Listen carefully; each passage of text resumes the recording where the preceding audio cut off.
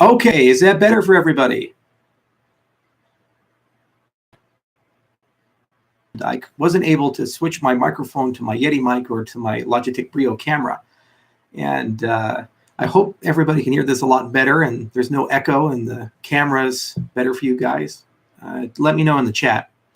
All right, well, anyway, it's right now midnight here in Colorado, but occasionally I do AMAs late at night because apparently there's places in the world other than the United States, and in those places sometimes it's daytime when it's nighttime here. So I bite the bullet and I try to get a little bit of a nap in so that I can talk to you guys too, because I love you guys as much as everyone else. A few things. One, I wanted to give an update of where we're at with Ledger and where we are at with Shelley, and then open it up for questions.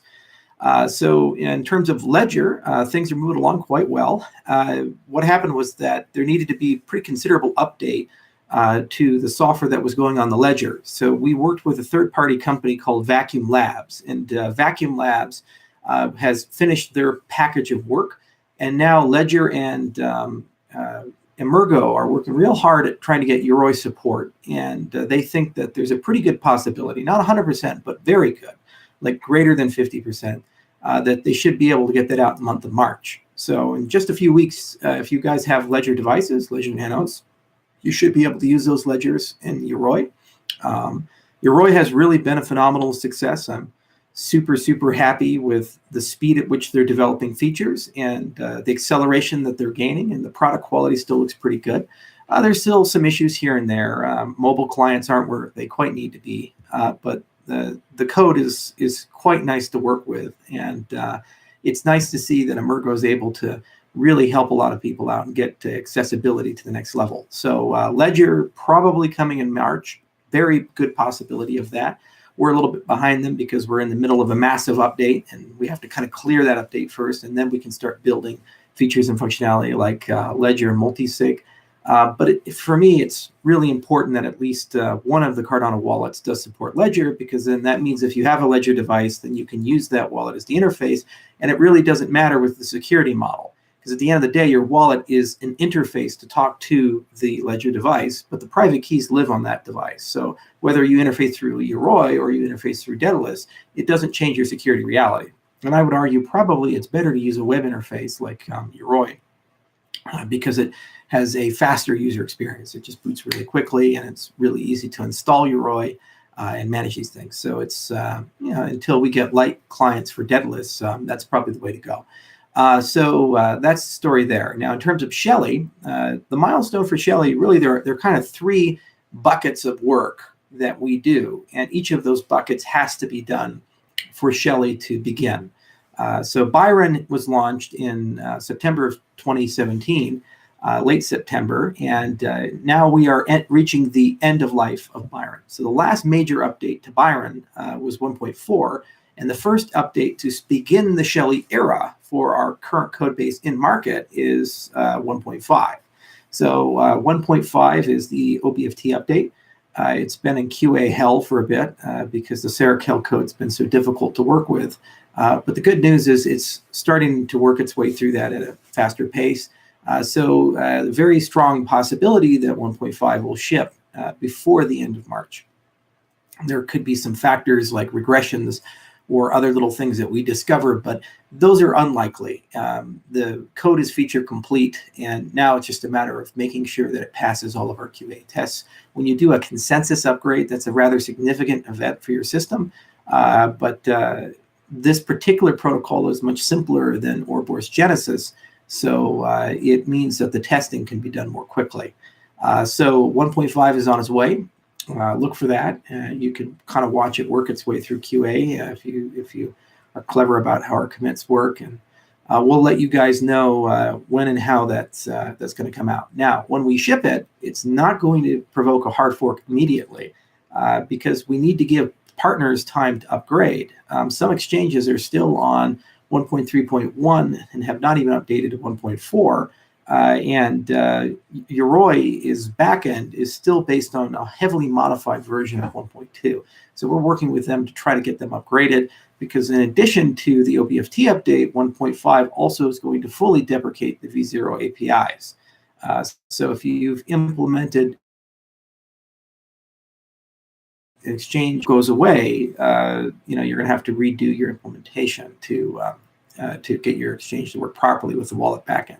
So we're in discussions with all the exchanges that hold Cardano, and they send us messages, and we're working our way through that. So 1.5 is really the first major step in Shelley, and then there's going to be a series of updates that come quickly, and each and every one of them will be rolling in new features and new functionality. Second, we've been working really hard at finalizing the candidate specifications for Shelley. So while code is nice, at the end of the day, if this is a truly decentralized ecosystem, then any person, regardless of who they are, should have the ability to look at a series of documentation specification, which is independent of a particular philosophy, and it just has, it's written in math or TLA or some language. They should be able to take that and write their own client. We did this with Ethereum Classic, and actually Ethereum with the Mantis client. We did not talk to the Ethereum Foundation. We didn't ask for permission. We didn't have to get right access to their GitHub or something like that. We just took the yellow paper, the documentation of Ethereum, and from that documentation, we were able to build a Scala client from scratch, 15,000 lines of code. It took a while, but we did it, and that client was able to talk to the Geth nodes and the parity nodes and other nodes in the system. So if Cardano was to achieve this same level of quality in terms of specification documentation, our specs do need to be complete. So the Berlin Delegation Summit that we had in January was a very good event. It was a very rigorous event. There were a lot of conversations. It took quite a bit of time. And working our way through that event, we discovered there were a lot of little small details in the specifications that needed to be slightly changed here and there and cleaned. But what we've been able to do is mostly resolve that. And now we're in the process of taking the implementations that we've done for Boris Prouse and Genesis, and then deriving specifications from those implementations and from the paper to make sure both sides agree. We actually have two independent implementations of those protocols. One is on the Rust side and one's on the Haskell side, and there's a bit of drift between those two. So there's going to have to be a reconciliation that's done, and that reconciliation will happen in the ensuing weeks. So our goal is to have all the candidate specifications for Cardano done, for Shelley, done before the end of Q1. That might slip a little bit, but we're almost there. Technically, you don't need specifications done to ship a product like Shelley, but what that effectively means is that there are parts of your protocol or your cryptocurrency, and this is quite common. Most of cryptocurrencies, from Bitcoin to Ethereum, have things that are off-spec. You don't need to have a specification done to ship the product. It's just if you do that, then that means you're basically saying the code is the specification. For example, when Runtime Verification worked with on the KEVM project, they found out that the yellow paper was not a complete specification of the design of the Ethereum virtual machine. So they actually had to look at the implementation of it and look at how Solidity worked and other things to kind of backward engineer exactly how the Ethereum virtual machine works and to create a complete set of formal semantics for it. So we'll be in a similar situation in a little bit in the beginning, and certain things are off spec. They're still high quality and they're written with good coding practices and standards. It's just that we don't have 3 to 6 months to sit down and academically argue about very fine details. What we can do is we can backfill things, and because we have two clients that have to converge, we'll do that through a specification-driven process at a later date. So the formal methods team is working pretty quickly, and we should have a complete set of candidate specs either by the end of this quarter or by the middle of next quarter, and then a convergence of specifications between the two clients, and then there's going to be a period of reconciliation there. A few things. We're also going to do some Goguen-related specification at the same time because it's low-hanging fruit. So we're going to create a specification for extended UTXO and also for multi-asset accounting, which means that those are the asset issuance, so our variant of ERC20. And then there's a few other little things like the sidechain specification, which will come as well, which is a prerequisite for Goguen. But we also want to get it out the door because the sidechains model also gives us super efficient light clients. So that's where we're at in terms of second bucket specification, and we're moving pretty quickly. The third thing is basically the when can I stake?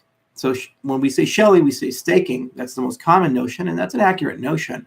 So staking always begins first on a testnet because a lot can go wrong. So you want to make sure that people actually know what they're doing and people understand the mechanics. And also we have to set a lot of parameters. And so we have an idea. And if you read our specifications right now in the GitHub repo, and at some point we'll just push some PDFs if people don't want to build the LaTeX. If you read the specs, we have a candidate set of parameterizations, everything from the rewards to give to the incentives to try to accumulate how many stake pools, whether it'll be 100 or 1,000, 10,000, these types of things. And so it's really important that we get some feedback, and it's a two-way conversation between us and the community so that we can find a nice set of candidate parameters for the system. Because at the end of the day, the theory says it's secure whether you pick X or Y or Z. X, Y, or Z is an economic and community preference. So you establish that economic and community preference through the testnet phase. So we have the Haskell team working really hard to get to a testnet, and we have the Rust team working really hard to get to a testnet. Now, the Rust team, they have a true hacker mentality.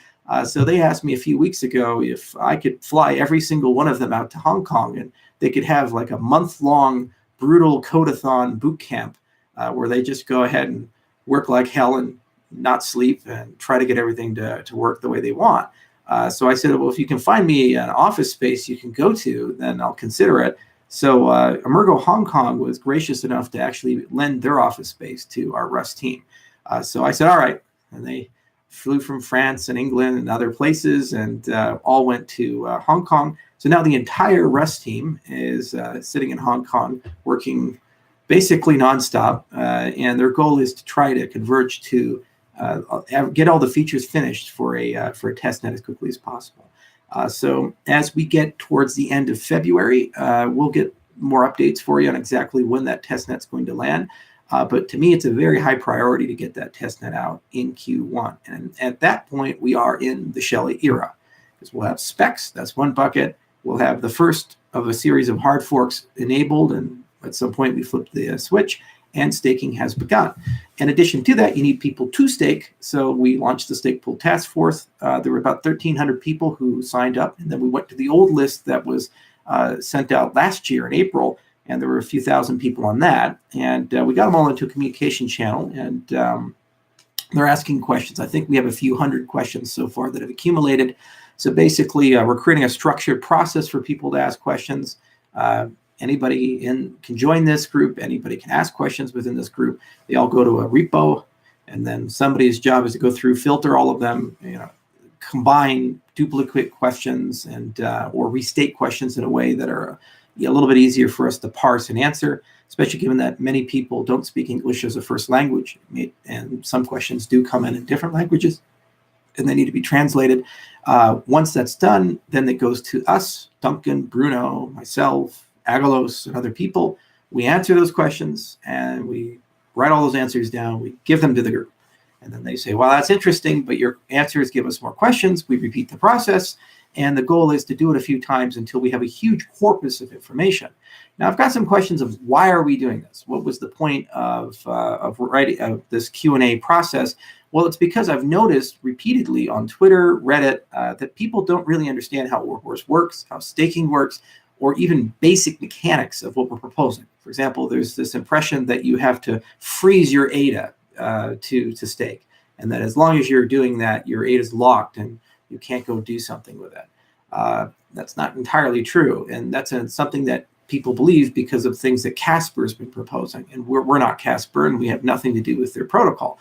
So instead of just answering the same question over and over and over and over, what we've decided to do is just say, let them all ask us at once. We'll get it all into material.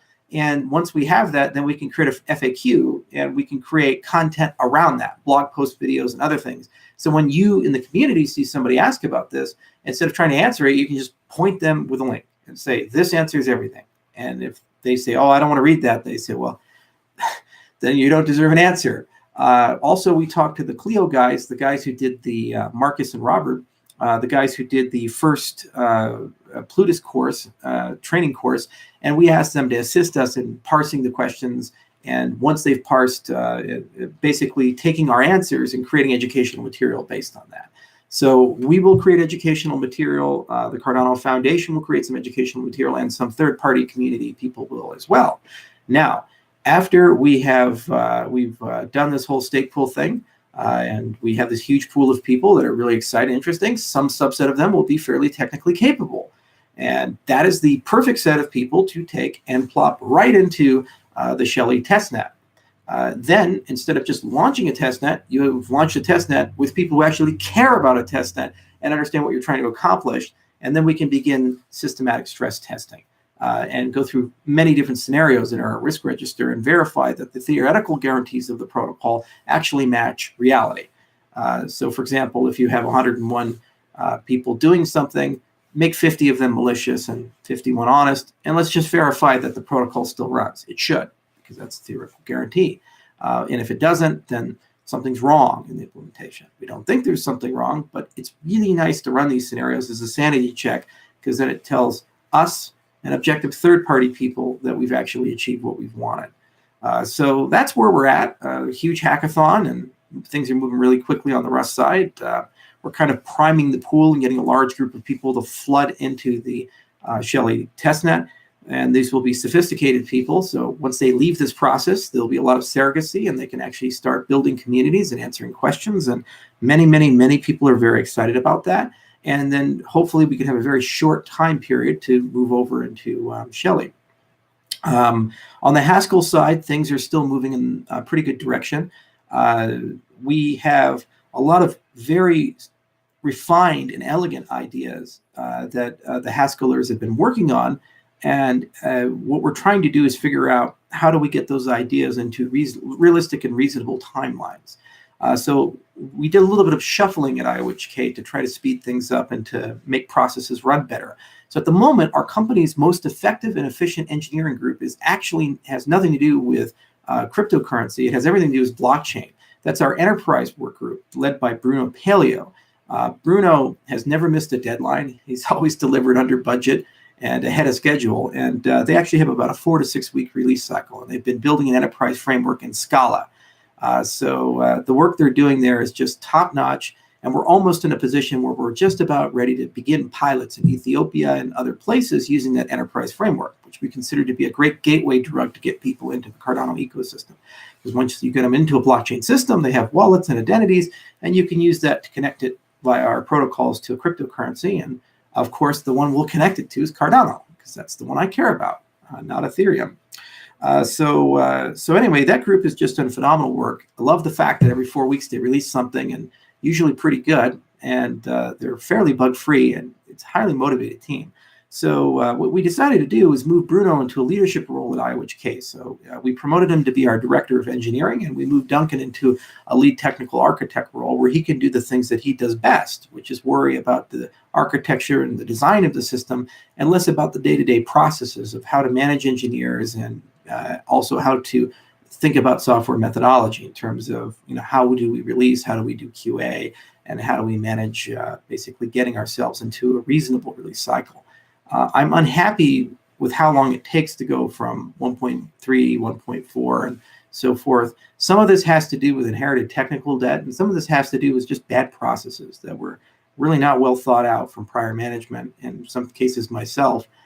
So the good news is that Bruno is now on board, and he's a computational logician. He got his PhD in 2 years, good H-index. So he's both an academic and a formal methods expert, but he's a really, really good programmer as well. Originally from Brazil, but he does live in Australia.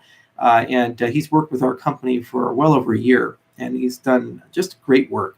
So we also hired David Esser, and David's job is to be a product manager.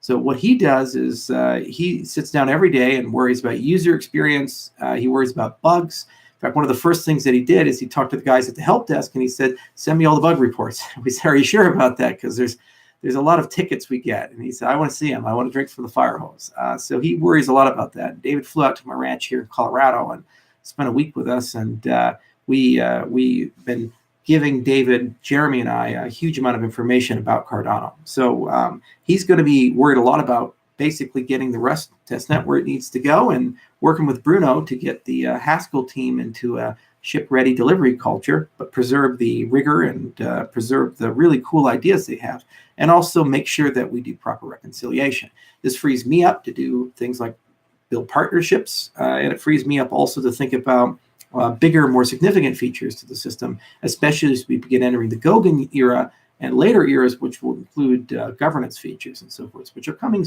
faster than you'd think. And we have to begin doing work now if we want to ship them in a reasonable period of time. So that's where we're at. Shelley is staking. Staking is coming soon. Either it's going to be on the Rust side or the Haskell side. More likely than not, the first test net will be Rust. We're right now priming a large group of people to participate. Anybody can, but we'd like to at least have some fairly good participants. The specs are entering candidate phase. There's some cases we'll have multiple specifications, like on the network stack.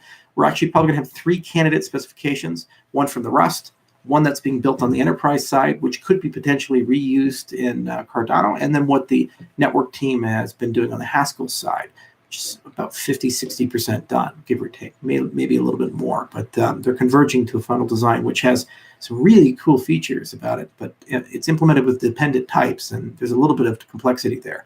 So we have to kind of work our way through it and get our spec to where it needs to be. Okay, so I'll shut up now. That's your update. Now let's get to your questions.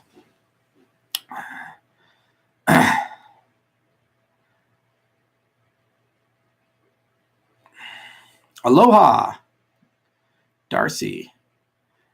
Is that the Darcy from the hotel in Lahaina?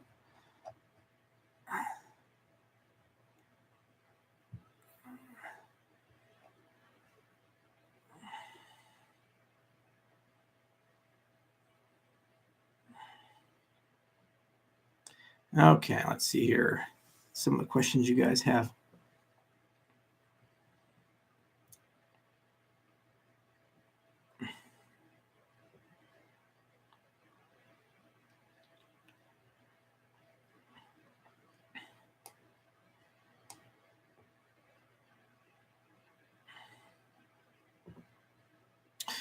Yeah, that's a good question from CH about Windows input.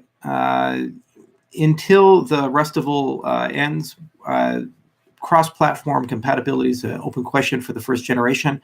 I suspect we will deploy to Windows, Mac, and Windows, but it's more of a DevOps question.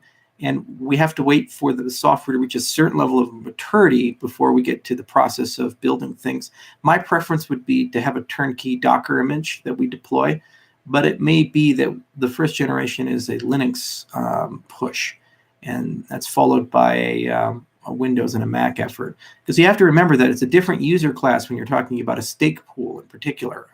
The user client is fine, and it's going to be a command line interface, the first client on the test net. But when you're talking about a stake pool, there's a high probability that people are just going to be deploying to something like Amazon Web Services or Azure, and they'll be dealing with a Linux server. And if that's the case, then it matters a little bit less about Windows interoperability there. The preferred environment for servers generally is Linux. But remember, that's for stake pools, not for Shelley consumer clients. We're, of course, going to have Windows, Mac, Linux, and mobile client interoperability there. Now, I see this one a lot, too. Will IXJ extend Cardano contract beyond 2020? We don't extend contract clients. It has more to do, more work. But there's a scope of work with Cardano, and that scope of work will get done even if it takes additional time to do it. But I think we have a good chance of hitting all those milestones because the front part was heavy research, and we're now exiting heavy research and going to a hardcore implementation. And we kind of had to learn how to do that the way it needed to be done. And we're now converging as a company to being able to do really fast software development. So I think 2020, the end of 2020, is a reasonable deadline for everything that was what we were planning for that first generation. We need a treasury system. not just for us, but for everyone in the ecosystem who want to do things. Like, I don't want a situation where the Cardano Foundation has to somehow find a way to sustain itself so that it can continue giving grants to Clio or Tangem or other people. I want a situation where if you have a cool idea, you just go to the Treasury, you submit a ballot, and you go and make the case to the community directly. And then there's a democratic process upon which people approve or reject that, and that there's dedicated money for these people. If we get to that, then we're a very sustainable ecosystem because you don't have gatekeepers. The minute that you have somebody who decides at the top, that person's your king. It's the golden rule. He who has the gold makes the rules. So we're not going to stop till that treasury is done at the very least. And if there's still more work to do, then and we're not funded for that, then we'll submit a treasury ballot. But I don't think it'll take that. Okay. Yeah, actually, Nishant, the H-index, the highest H-index in our company, I think, is 75, and that's from Phil Wadler. He has 25,000 citations.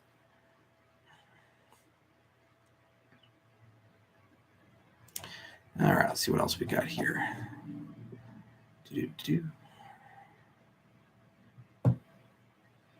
Charles, is there any other way to make Daedalus Wallet download a little faster than how it is now? You know, it's interesting. I can download the wallet very quickly from Amazon because that's where we host it. But for certain groups of people, the wallet binaries, they download fairly slowly, like in several megabits per second. And I'm not sure why that is. I've talked to my DevOps people, and they're starting to look into that. But then you might also be referring to how long it takes to download the blockchain. When the new network stack comes in, the blockchain will download much faster because instead of being shipped from just a relay, you'll have multiple relays and a peer-to-peer model, and then it'll ship kind of like a torrent in that case.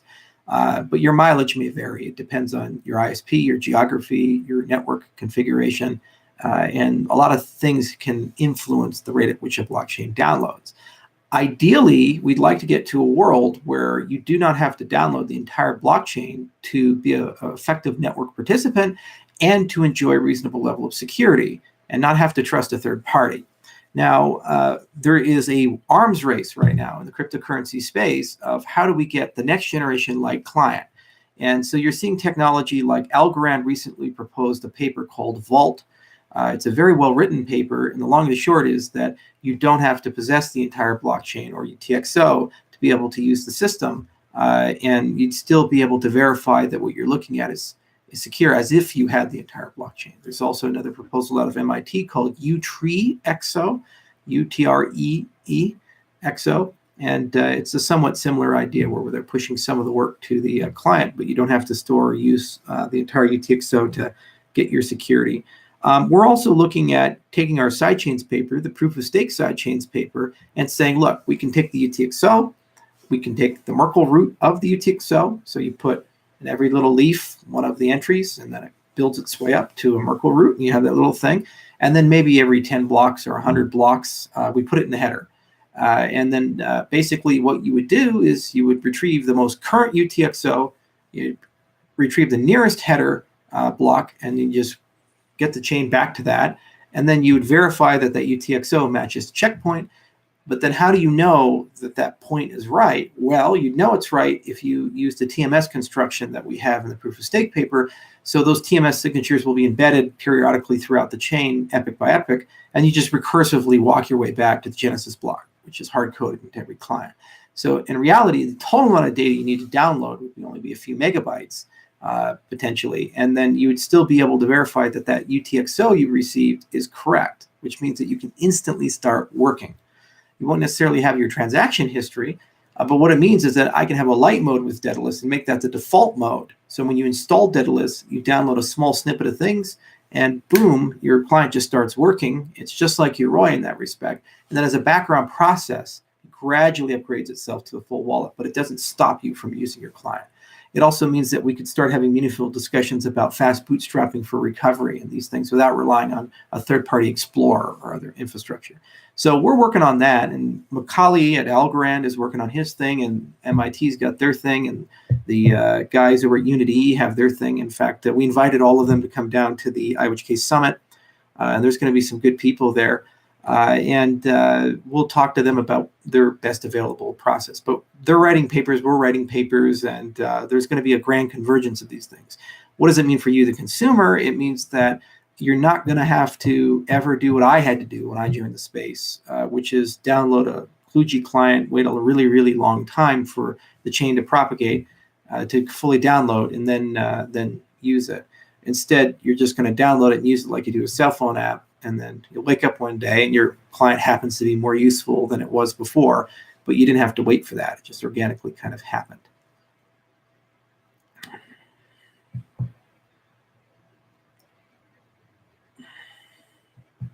Okay.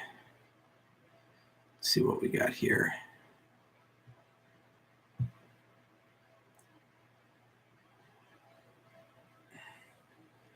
What will happen to Cardano coins that get lost via lost keys and alike? Well, Satoshi Nakamoto had an opinion on that. He said that that's like a little gift to everybody in the Bitcoin ecosystem whenever anybody loses their coins. And that was 2009, 2010 thinking on Bitcoin Talk when the stakes were quite low. It is a bit disturbing when you say, hey, we have a global financial system, and this global financial system is going to replace the dollar or be an alternative financial operating system for the entire world. But then there is no recovery model when something like, for example, the CEO of an exchange dies and his private keys are lost with him. Or what happens when you have inheritance situations? When grandma dies, and she's the last living member, well, how do you actually give her crypto to the kids?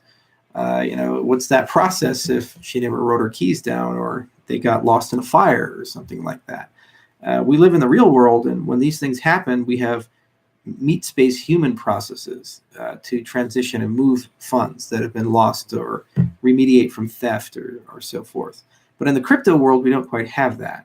So there's two schools of thought. One school of thought says that you put a governance layer in your system, and then if there's an issue, you go to the governance layer with some evidence, and you say, governance layer, I have this evidence, and as a consequence, you can clearly see that what happened was not what we intended, a la DAO.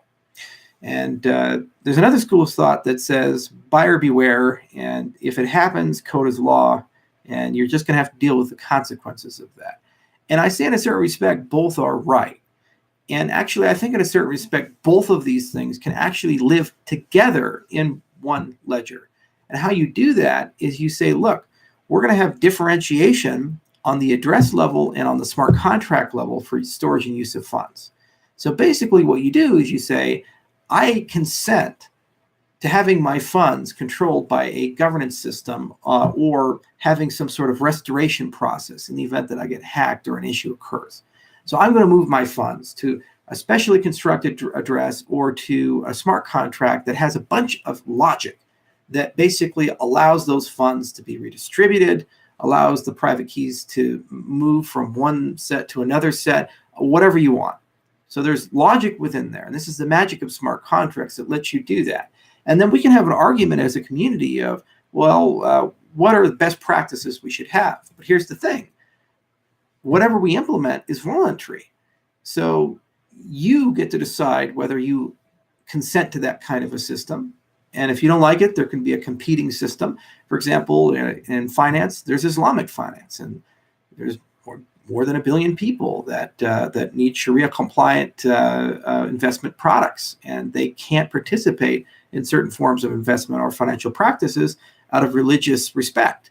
And there's also funds that can't invest in certain things because of ethical reasons. For example, Norway has one of the world's largest sovereign funds, well over $1 trillion of money.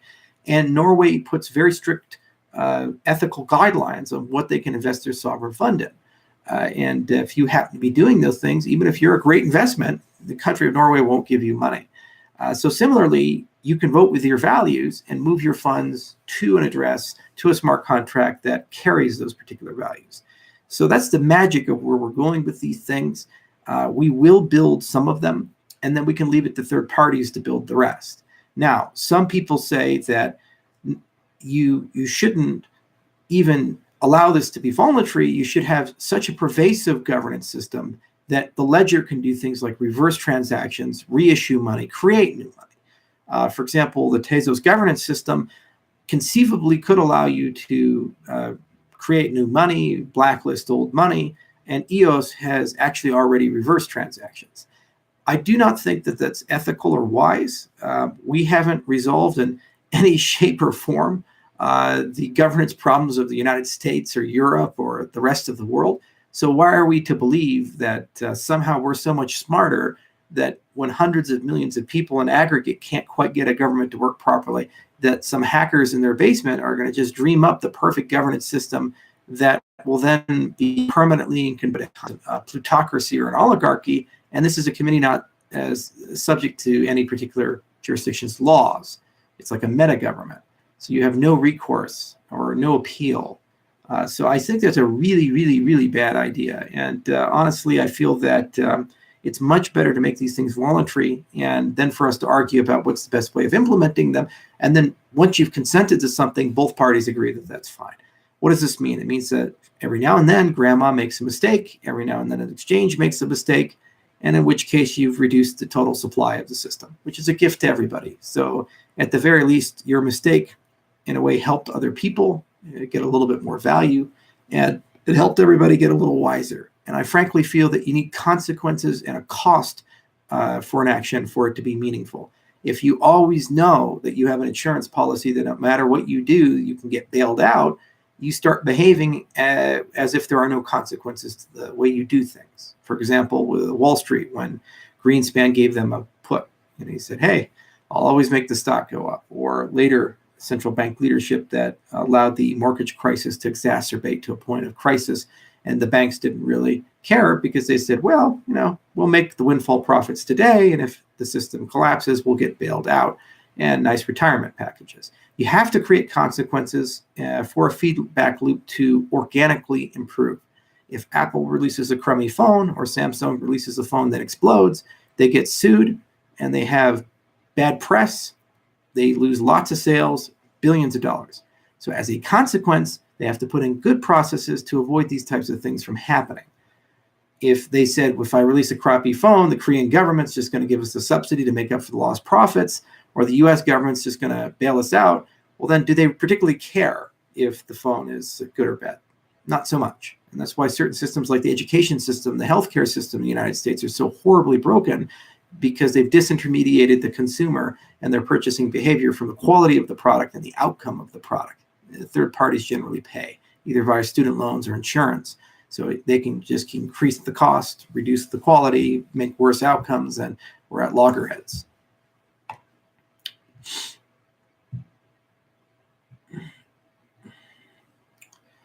Ticket prices from Raul. He asked about discounted tickets for the summit. Yes, there will be a discount if you buy with Ada. Ada Pay is almost done. We're working with ATIX on that. They're basically building an interface. We're using Eventbrite for our ticketing system, so we're building an extension to Eventbrite that allows us to basically accept Ada payment. It just takes a little bit of time to do that because these systems were not designed to talk to each other. So we've been building it for the last month, and that's almost done. And once it's done, we'll be able to accept Ada payments for the tickets and use the singular system for ticketing.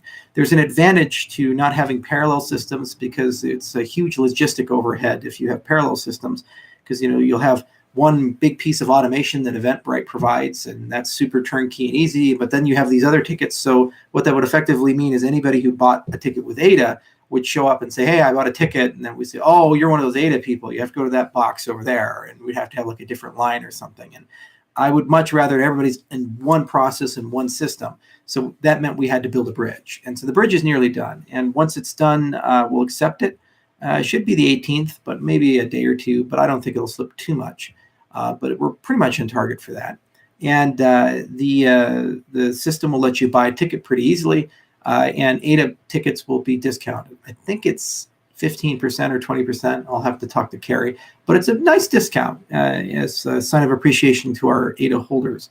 Now, I've gotten a little bit of pushback on the ticket prices.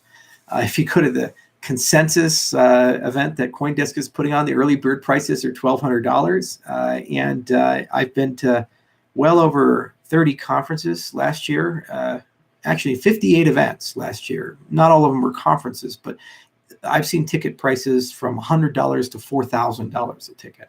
And I feel that the prices that we're charging are fairly reasonable. Now, it's important to point out that we are not planning on making a profit from this conference. The reason why we're selling tickets is that we are flying out every single IOHK employee, and in many cases, family members, and we renting a big venue, and we're providing a lot of value. And the cost of doing this is the minimum of $1 million for us.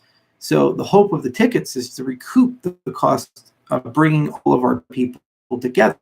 We also are getting some very good speakers to come in addition. So a lot of great academics have already RSVP'd, and they'll be there for panels, including some of our competitors, and they'll be able to go there and make the case why their protocols are better than our protocols. We also have some surprise guests that are pretty fun. And we recently signed up a very, very nice musical guest, actually 2 musical guests. One is a world famous musician. Well, actually, both of them are famous bands that have been around for a while. If you buy a VIP ticket, you actually get to go to the VIP concert. So I think there's just going to be a lot of value there. There's hackathons, workshops. Some of them are going to talk about zero knowledge proofs. Some are going to talk about Plutus. Some of them are going to talk about a lot of the engineering principles we use, how to use NICs. There's going to be a crypto puzzle where we're going to take an ADA wallet, take the keywords, and break them apart into 4 different puzzles. One will be on the T-shirt, and 3 more throughout the conference hall. And the first person to break all 4 of those puzzles will get the ADA. And there you go. No purchase necessary. There's just dozens of other little things like that. And there'll be some good sponsors and so forth. And it's also an opportunity to not just meet me, but meet literally everybody in my company. So if you ever want to meet Phil Wadler or Agalos or Duncan or Bruno, or see some of the other people that make the magic happen, they're going to be there. And in many cases, giving presentations, and you can directly interact with them, and we can do some cool stuff together. So it's also the Emerco people will be there, and the Cardano Foundation will be there. We partnered with Tangem, and we're hoping that everybody who attends the conference will also get a free Tangem wallet. So that's a lot of value, and we'll just keep adding and adding and adding as the weeks go on and more people get interested in attending. So I feel that the ticket prices are quite fair, and again, the hope is just simply for the tickets to recoup the investment of bringing all of our people together. This also gives us a chance to work towards something as a company, and we'd like to show a lot of really cool accomplishments by the summit, or else it would be a pretty boring summit.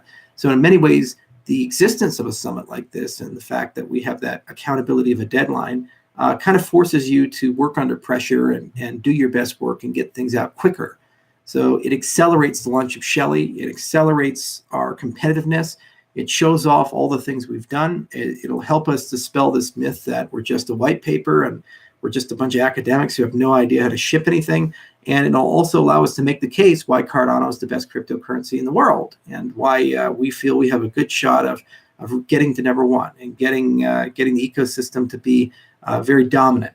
And we're also going to fly out the Ethiopian class. All the gals who have been training, the ones who pass will, pending their visas getting cleared, will be able to come and do a presentation. So you can actually see firsthand the output of our education efforts in Africa, and our entire enterprise team is going to be there. So if you're curious about how we're doing the blockchain side of things, the summit will have those people there. So that's a lot of value for a $500 ticket. And I feel that people are complaining about these prices. Either they don't go to cryptocurrency conferences, and most of them are useless, or they're just being a little stingy. And it's not to make money here; it's just to break even, and also gives me a chance to bring all my people together. I miss them, and that's one of the tragedies of running a decentralized company. While it has a lot of benefits, the downside of running a decentralized company is that you don't get to see people that you've become friends with every day. If I had just everybody who worked in the same office come in, I'd have my coffee and I'd be able to go door to door and say, hey, what are you working on? And, and we'd be able to have a great conversation, go out to lunch, go get some drinks together. But sometimes I'm a little isolated and I can just talk to them over Slack. So and I can't travel everywhere. I tried last year. I went to 30 countries. So bringing them all together for a big event is just great, and it's really heartwarming, and it means I finally get to see everybody again. Last time I did that was in Portugal in January of 2018. So it's simply been too long.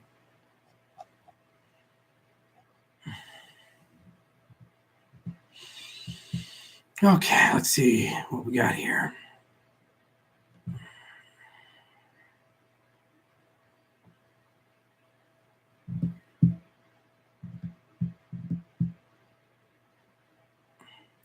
How is Cardano attacking interoperability, cross-chain atomic swaps? Yeah, that's a good question. So interoperability needs to be basically two things. First, you need to be able to move value between chains. And second, you need to move information between chains. So it would be nice that you can query Bitcoin and ask it, tell me your state. I need to know something about you. What's going on? What does this block look like? And you can get that information and know with reasonable degree of certainty that that feed of information you're getting is correct. Because there's events that happen everywhere in legacy financial systems and in the traditional crypto world that if you're running a smart contract might be event driven, and it has to process all those events, aggregate them, and understand, well, what does that mean for you? And that could be a trading contract. It could be like if this person dies, give me the inheritance, whatever it might be. There's a lot of little factors there. So when we say interoperability, generally we're either talking about I can move a token from one system to another system, or I can move information or understand information from one system to another system, either the outside world, another cryptocurrency, or the legacy business world. So everybody has an opinion on how to do this, and opinions are like Wi-Fi. Wi-Fi, Bluetooth, and other protocols aren't necessarily the best protocols. They're just the ones that ended up winning, and now everybody's using them. And there's probably at least one person in those spaces that said, mine was better. And here are these objective, tangible, factual reasons why it's better. But just like in the VHS versus Betamax, or the HD DVD versus Blu-ray, or PlayStation versus Xbox, there's winners and losers in business and in standards. And at the end of the day, somebody's going to win. And so the name of interoperability is be pragmatic. So whatever the standard is, support that. And we're going to do that. But it is probably a good idea to have a reasonable conversation about proposing standards. So first off, there are two principal consensus algorithms used in the cryptocurrency world. There are others, but two are proof of stake and proof of work. So we have protocols to be interoperable with both classes of systems, the proof of stake sidechains and the NePIP system. So we're going to be advocates of those protocols, and we already are, and we're going around and saying, hey, here's an improvement proposal. You all should adopt this. You get great light clients, and you get the ability to talk to each other. We'd love to see that happen. Now, there are other things. For example, there are DEXs for like Kyber, and they facilitate atomic cross-chain swaps so you can move value. There's also protocols like Interledger, and there's even discussions about using the Lightning Network as kind of a universal layer 2 compatibility system between different ledgers. There's no reason why we couldn't do that. So we've assigned a product manager to look at Lightning and basically look at all the different proposals that exist. And we're in a really fortuitous situation where we have a natural set of nodes to run these types of things, namely the stake pools. So in addition to maintaining a state of ledger, they can also maintain these meta systems like Oracle services or Lightning nodes. And we may be able to achieve interoperability through that layer. They can act as bridges for Interledger, which is a protocol from Ripple. And we'll look at these things, and we'll probably roll them out as soon as Shelley and Goguen are out, because we'll have enough capabilities in the ledger, and it'll be fairly straightforward to do that. Now, closely related to interoperability is a discussion about metadata, and this is really, really, really important. Metadata is kind of like the secret sauce of your transactions. So, for example, you have two events, and they're the same value. So they're the same type of transaction. Bob withdraws $500 from his ATM. Now, doesn't matter, it's Bob and an ATM. It's the same structural thing. It's going from one unit to another unit, pulling it out. One case, here's the metadata. Bob does it right next to a restaurant, and it happens to be Christmas, and his family happens to be in town. Bob's taking the family out for dinner for Christmas. That's what you would infer from that event, more likely than not. The next case, Bob is pulling $500 out of an ATM at a known brothel right next to it. Probably imagine Bob's doing something else. Now, this is the same type of transaction. It's Bob taking his $500 that he owns and just going with it. But the implications of that transaction are very different. So what does that mean? It means metadata, in many cases, is more important than the transaction itself.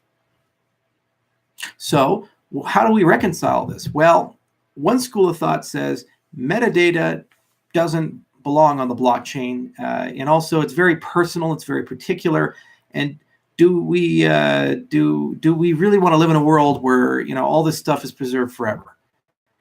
On the other hand, if you don't in some way represent the metadata of the transaction on the blockchain, well, then that means your metadata is no longer immutable, audible, and timestamped. In which case, you can move one set of metadata to another set of metadata. So you can make the family dinner look like the brothel if you wanted to. And whereas Bob may not have the ability to get recourse, so you can effectively deep fake the world into believing that you've done something that maybe you didn't do. For another example is the commercial intent behind a transaction. When I sent you money, it was usually because there was some sort of commercial understanding. It's a donation. It's a purchase for products. It's a trade for services. I give you this to mow my lawn. And again, the metadata is basically the story of why did I send you that money? So if blockchains are to be interoperable, they do have to, for either compliance reasons, legal recourse, refunds, a litany of other commercial understandings, have to have a metadata component. Because when you're moving value between ledgers, the metadata is going to flow with, and oftentimes just as important. So what are we going to do with Cardano? Well, at the very least, what we're going to do is allow people to take the hash of the commercial intent of the transaction and do contingent settlement transactions. So what the heck is that? Contingent settlement is where Alice sends something to Bob, but Bob doesn't get it until Bob agrees to the terms of service. So for example, let's say a donation. Alice is sending X amount of ADA to Bob to donate to his organization with some terms and conditions. I'll only give you this $1 million if you name your science building after me for a university, for example. Okay, so she'll take that agreement, hash it, sign it, embed it into the transaction, send the transaction to Bob. It sits in pending, it's contingent, and then through a different band, probably PubSub, Bob will receive the agreement. Read it, agrees to it, hashes it, signs it, embeds it into the transaction. And only when both of those components are there does the transaction settle. So what does this mean? It means that now that Bob has the funds. So let's say he doesn't name the building. Then what Alice can do is go to the court and say, court, Bob agreed to do this. And she has a contract. She has his digital signature. And now many jurisdictions, Wyoming now, Alice has legal rights, and that's as good as it is. And that's metadata has been timestamped, it's auditable, it's immutable, it lives there. Now, you can systematically construct from this basic primitive, arbitrarily complex financial arrangements, and in many cases, perhaps even automate these financial arrangements and have outsourceable servers that live off-chain that coordinate things. So you can have a private part of the deal that only certain actors know, and then you have a public part which is preserved and that metadata is represented properly. So these capabilities will work their way into Cardano, and they don't quite take a lot of effort to do, and they're easy to overlay, and they work very nicely with smart contracts, and instantly it allows you to now have a very elegant system to sign contracts and a very elegant system to tell the story of why you're sending money, what you're doing, what is this all about? And if we did install governance systems, like for example, you embed these types of transactions into those smart contracts I mentioned earlier, then that governance system would have something to work with. The arbitrators there would look at the metadata and say, yes, clearly you did receive this money to do X, and there's no evidence that you did that, so we're going to give Alice her refund. Okay. All right, let's look at the rest of the questions we got here.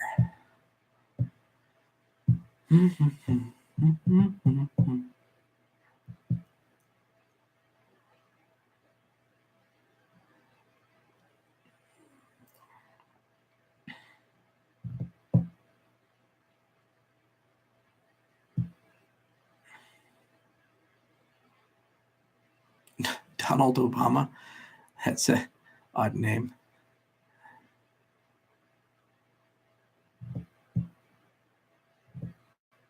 I get this question a lot. In practice, how many Fortune 500 companies are using blockchain or cryptocurrencies? Some are using blockchain. We talked to them, but the majority are not using crypto, including JP Morgan Chase. They've decided to create their own coin. See, that's what we were saying a long time ago. All right, let's see what else we got here.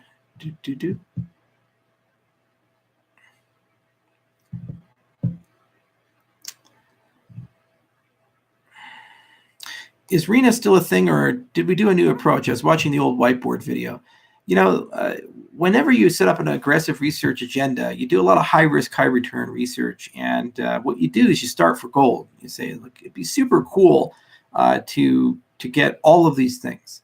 And RENA was one of those high risk, high return mega projects that basically we said, let's go shoot for it. Let's go try it and see how far we can get. So the Haskell team has kind of a spiritual successor, like a micro version of RENA that has a lot of the concepts and principles of RENA embedded within it, and they're working their way towards that. And there are certainly a lot of progress has been made. And the other problem with RENA is it's not 100% fit for purpose for a peer-to-peer system. It requires some slight modifications with how diffs work. So we've done a heck of a lot of research, and we thought about it. I asked Neil and Peter and others in our company to give me an estimate of how much would it cost to do all of RENA the way that they wanted to do it. And their estimate was about $10 million and 600 man-months of engineering. And that was a preliminary estimate, which was, of course, going to be subject to your standard cost overruns and delays. So what we did is we scaled RENA back a little bit, and then we said, let's take the best concepts and ideas we think for a shorter time horizon, a 1 to 3 year horizon, and let's go chase those. And if we accomplish that, it puts us in a really good position for later generations of the protocol to move in that direction. RENA, in its grandest and most purest form, would require special hardware, and that might make sense if we're talking about satellites. It may make sense if we're talking about mesh nets. So as Ada grows and we start trying to escape the regular internet and imagine a new, more fair internet, especially in places that are first getting it for the first time, it'll make a lot of sense to go in that particular direction. And because we have no loyalty to legacy protocols, it allows us to have a clean slate. Networking is among one of the most opinionated and complex issues, because a lot of the times the things that you want to do, you can't do. So what you have to do is basically play a game of, well, how do I do the least harmful thing to my user base? It's almost like neurology or brain surgery. Generally speaking, you don't make your patients healthier when you treat them. You're just slowing down the degeneration. When someone has Parkinson's or Alzheimer's, or someone has a brain tumor, it's not exactly like you're going to say, okay, here's this drug, I've cured your condition. No, it's more like, I can give you an additional 2 to 3 years of meaningful life. Similarly, when you're dealing with networking, you can have these ideal, beautiful protocols that have lots of security and great properties, but they have to be deployable and live on the regular internet, which is constrained and subject to older hardware, very older protocols, and a lot of suboptimal design decisions that are provably bad and exploited on an often basis. So a ton of complexity in the implementation of network protocols comes from hardening your protocols to defend yourself against the imperfections and mistakes of the original internet. And it's just a sad reality of where we're at. And that's why it's so hard to innovate in this particular space, and so frustrating to innovate in this space. And a lot of times when people care so deeply about performance and reliability, they build their own networks that are out of band, and they don't go on the general internet. So we still have RENA in our heart, and we've learned a heck of a lot by pursuing it. But the grand RENA with the capital R is probably not going to work its way into Cardano in a 2020 horizon, but some variant of its concepts will. And it'll be sufficiently good, I think, to be a major innovation over how cryptocurrencies work.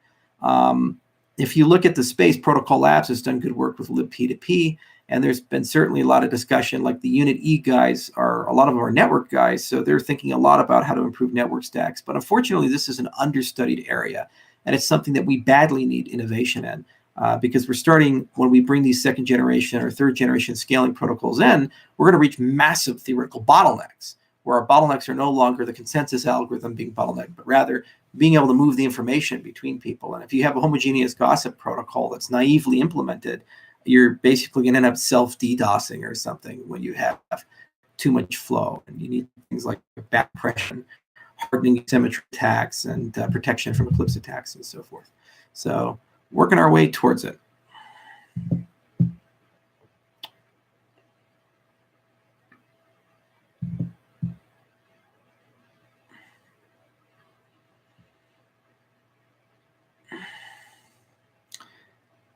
When bankrupt, never. When delisting, never. We're doing good, guys. Gotta love these trolls, though.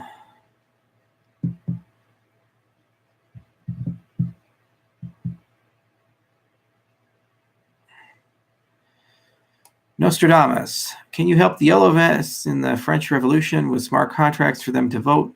Population is asking for citizens' referendum. I think we can have millions of people adoption.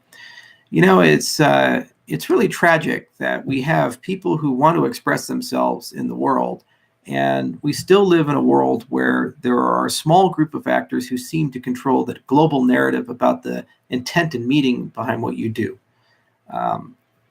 We'd like to believe we live in a time of the Enlightenment, and if you have an argument or you want to say this is what you intend and what you meant, that you'd be listened to, people give you a fair shake. Unfortunately, what happens is that a protest occurs and the protesters are there for a reason, but then somebody decides to take that and put their own spin on it and say, well, this is what the protest was really about. In the United States, we had Occupy Wall Street. We also had the Tea Party before Occupy Wall Street. And there were, in some cases, embedded within that movement, very, very legitimate grievances about the way society is structured. And in many ways, it feels that it's just fundamentally unfair. And the yellow vests are no different in that respect. But what's unfortunately happened is the media still has a huge amount of power to make these things seem like what they're not, or in some cases, just completely bury these things. We had a populist uprising in 2009 in Iran that was so vicious it actually nearly overthrew the government. We had pro-democracy movements in Hong Kong, which were brutally shut down, and people used mesh nets to communicate with each other. The same for Mubarak in Egypt, and at least that one was successful. So it's not my job as a designer of protocols to take sides. I would be compromised, and I would ultimately diminish my effectiveness in building these protocols. I must be like a judge. I must be dispassionate and neutral. It's my job, however, to build the best capabilities possible and make those capabilities as accessible as possible to everyone so that people can take those capabilities for whatever their particular movement happens to be. Whether it's legitimate or not, that's for the rest of society to decide, but it allows them to take it and at least be able to express themselves without fear of coercion, manipulation, reprisal, or corruption of the message. And if people attempt to corrupt the message or to get retribution for it, that these tools also can allow society to see that front and center. So that's an idealistic dream. It's an idealistic goal, but it's, I think, something that is obtainable within my lifetime. So what does it mean? It means that we need to use the best processes and we need to use the best available engineering. But at the end of the day, these things are only going to work if the general public knows how to use them and decides to use them and thinks that they're important to use them. And that's a moral choice. And I can't make that for them. All I can do is build things. I'd like to see within my lifetime a fundamental change in the incentives of journalism. I think they're fundamentally broken at the moment. Journalism is not about reporting reality. And it's not about ensuring that people get a fair and accurate representation of what happened. Journalism is about creating hype and excitement and ultimately entertainment. Because at the end of the day, on a broadcast system, usually you have no power. You can't really do anything about it. So if you turn it into an interactive drama, at least people feel like they're part of the play, they're part of the show, even though they're just watching history move by, they're not making it. So we see interactions, headlines, stories, fact-checking, all these things which are just not constructed anyway for productive dialogue. which actually why you see systems like the intellectual dark web be so prominent and powerful. Because at least there, instead of having these clickbait headlines and small blog posts that who cares if they're right or wrong, who cares what we say, there's no consequences, you have long debates which do not terminate with just one video. For example, Jordan Peterson and Sam Harris have been going at it, and the secular humanist movement have been going at it with Jordan Peterson about, well, is God useful and does God exist and should we believe in God? It's an interesting question. And we see numerous debates, and both sides are going at it, but they're going at it in a constructive way, where they're actually not attacking each other personally. They're not going after, is Jordan a good person or Sam a good person? They're actually going after the crux of the argument. And we're actually making social progress as a consequence of these things, but not just for the nature of God, but also things like policy. Should we have universal basic resources? These types of conversations. And if that's not okay, well, then what is the alternative? And will the alternative create a situation where all that collective wealth that's been created by those people and their companies could actually be compromised or destroyed, like what we saw in Venezuela? So these are tough questions, and they're very nuanced. They're multivariate. The yellow vest situation is just another reflection of that. And oftentimes, those types of protests are symptoms of a broader problem where there's groups of society that are afraid the way things are going, that they're going to ultimately be left out and put into a position where they're basically indentured servants to a system. They'll wake up every day, work hard, no matter what they do, what education they get, the content of their character, the quality of their merit, they're stuck in the mud. So imagine conceptually if you were born and somebody just put a $5 million debt at a 5% interest rate on your head. No matter what you do, unless you get exceedingly lucky, like win the lottery, or you start a business and somehow that business ends up being crazy successful, more often than not, you're just basically permanently in debt. Now, if you could take that and say that there's a social component to that, and if you're put into a particular class or you live in a particular economy or environment, it's effectively the same deal. And we see this in many different countries. Like the United States, we have areas which have systemic poverty. The Appalachian Mountain Range, if you live in West Virginia and you come from like a coal mining area, or in Pennsylvania, it's the same way in certain areas, it is really hard to get ahead in life. Not many jobs, high unemployment rate, and the places where you can get a job pay less or are no longer hiring. So you don't have a lot of options. So either you leave, in which case you're leaving your family, your friends, and the things that you know and love, or you stay and you accept a very, very bad job, or you accept having to just scrape by. And as a consequence of spending everything you make, you actually get systematically poorer because wages are not increasing with inflation. So as a consequence, what does it mean? It means that you don't have the ability to create a savings, and you're basically a slave to the system. And your buying power is going down every year because of U.S. monetary policy. It's a bad deal. Now take that and replicate that to millions of people, and you got a movement. And those people are going to have a voice and say, we want something better. And it's not good to just look at them and say, well, yeah, they if they just only got a college degree, that would somehow solve the problem. Or if they just only learned to program, that would just solve the problem. That's patronizing. And in many cases, it does nothing. Or it would require sacrifices, which mean that they're able to get ahead at the expense of other people.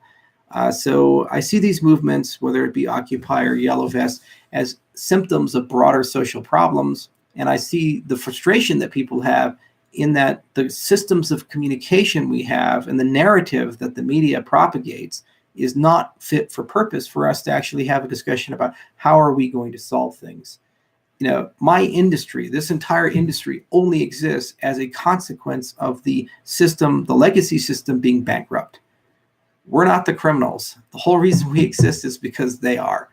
There's no greater example, recent example of this than what JP Morgan has done. In 2017, the CEO says Bitcoin is for criminals, it's a scam, it's a bad deal. And now they're launching their own token. And that's totally okay, and apparently that's fine. But there's no value in anything we do. But when they do it, it's fine. And let's just shut up and be patient and enjoy it. It's insulting, it's patronizing, and it's endemic of larger problems. So instead of saying, hey, let's just accept it and that's the way life is, for the first time in human history, we have social tools, cryptocurrencies, and the derivative protocols of them to actually be able to do something about it. You don't like your money, make your own money. You don't like the way consent and voting works, build a different system. And I think over time, this will have a huge impact and eventually topple society as it was and replace it with something a bit better.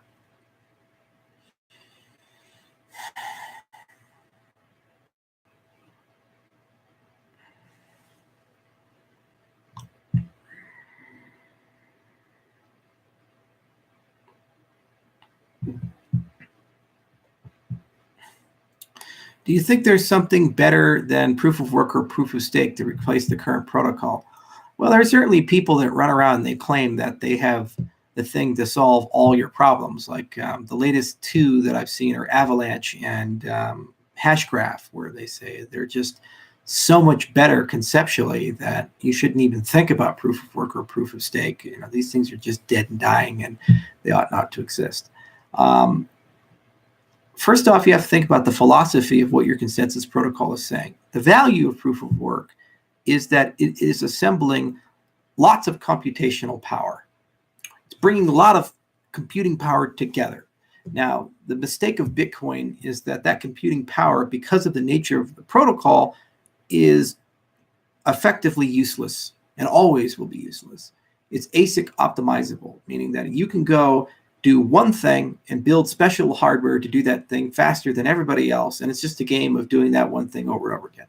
And it provides no value, no benefit to society other than the fact that you can do that one thing. That's a really bad way of doing things, but it was a necessary way of doing things to bootstrap the ecosystem. What's much more meaningful is saying like the GPU or CPU-based algorithm, where because of some design of it, the only way you can do that thing is to use a general purpose computer.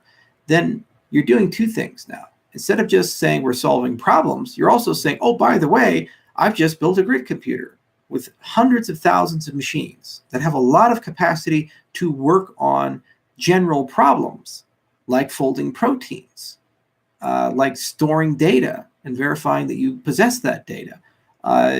Things like searching the stars for alien life, whatever that might be.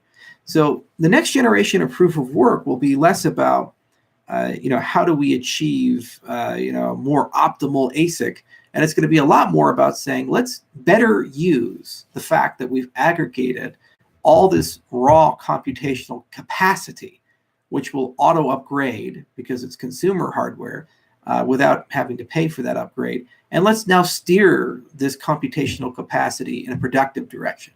We've seen some flirting with these ideas with things like Primecoin. That was the very first example, and later papers like Permacoin and a paper out of Berkeley called Useful Proof of Work.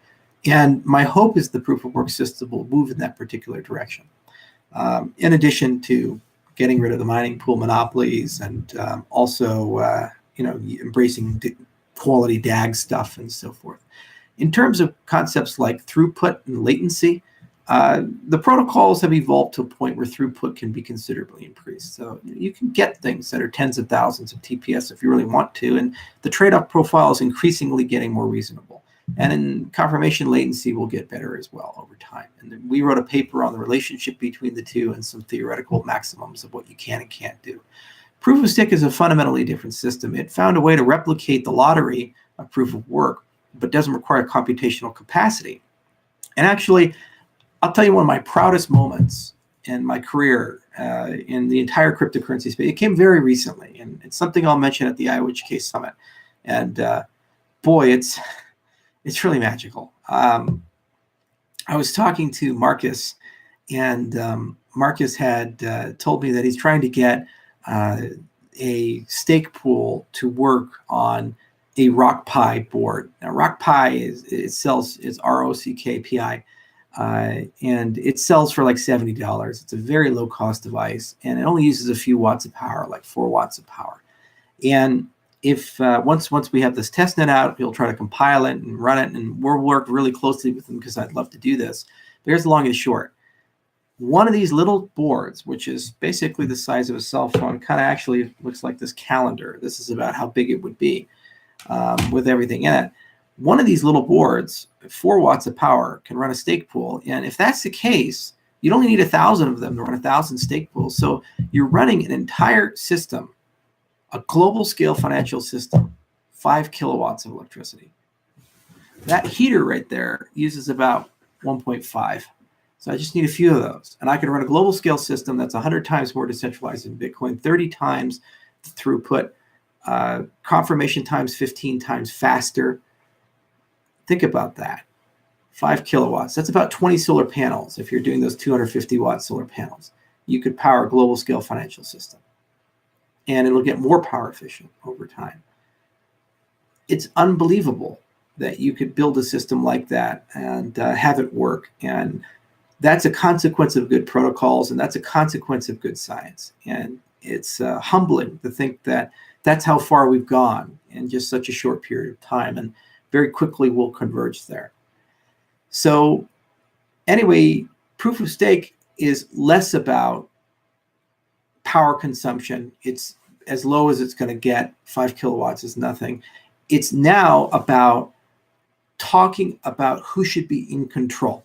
So what proof of work does is it punts, and it's a meritocracy. It's an exogenous system. It lives outside of your system, and whoever the hell can figure out ASICs and subsidized power and that very weird, sharky, predatory game, they're your masters, and just accept that they're smarter than you and they're in control. And once they get in control, it's usually an aristocracy, and they're in that game. And unless you're very rich, hundreds of millions of dollars, billions of dollars, and great connections, you're just not going to be in that club. So don't even think about it. And they're total control of the whole thing. Whereas proof of stake, that's basically saying, well, now, no matter who you are, if you own a few units of the system, you're going to have some influence over it. Not a lot, but some. And that's proportional to your amount of ownership in the system. But we can augment that eventually as the systems evolve with other factors. Like we can layer in not just your ownership of a token, but also, are you providing resources? Are you a valued member of this ecosystem? Like if we're in a liquid democracy system and you're a delegate for lots of votes, maybe you get a better chance of winning to get a block. And that's measurable within the system. If you're providing a lot of bandwidth to people or storage, maybe you get a little bit more chance to win.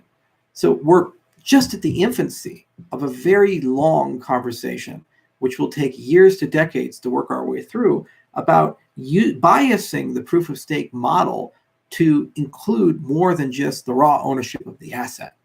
And what this effectively means is we're not just talking about consensus, we're talking about your value in the system, whether you're a good actor or a bad actor according to some collection of metrics that we've determined are good. And that's Darwinian. Some people will get it right, some people won't. But it's a really exciting time. And ultimately, I think that proof of stake will overcome proof of work as a dominant consensus system. Proof of work will still be valuable, but it's going to change the way it works. It's more about saying, I want to build a decentralized grid computer, a la folding at home, and I am using a system to bring these types of nodes together. Proof of stake is hitting the crux of the who decides and who pays and who's valuable and who's not, and how do we empower people and hold people accountable for the decisions they've made. Now, the very same mechanisms that you could use for that, you could also apply to platforms. For example, if you're the Sargon issue with Patreon, or the deplatforming of conservative people on Twitter or YouTube, wherever you fall on that political spectrum, this is an issue where you have these systems where we build them, we make them, we make Twitter, we make Facebook. Many people come together and create the product. And there is no product without us. But then you have an unelected dictatorship that basically decides the rules of the game and can change them arbitrarily, including destroy your entire livelihood arbitrarily based upon their political whims and wills with no oversight or checks or balances. That model will die. That model must die. We kill kings. We kill dictators. Humans have moved beyond that. And we look at kings and dictators as terrible things. We should never regress back into that for the sake of expediency or necessity for how we get our news, how we interact with people, or who has legitimate opinions or not. So they have to go. But what do you replace it with?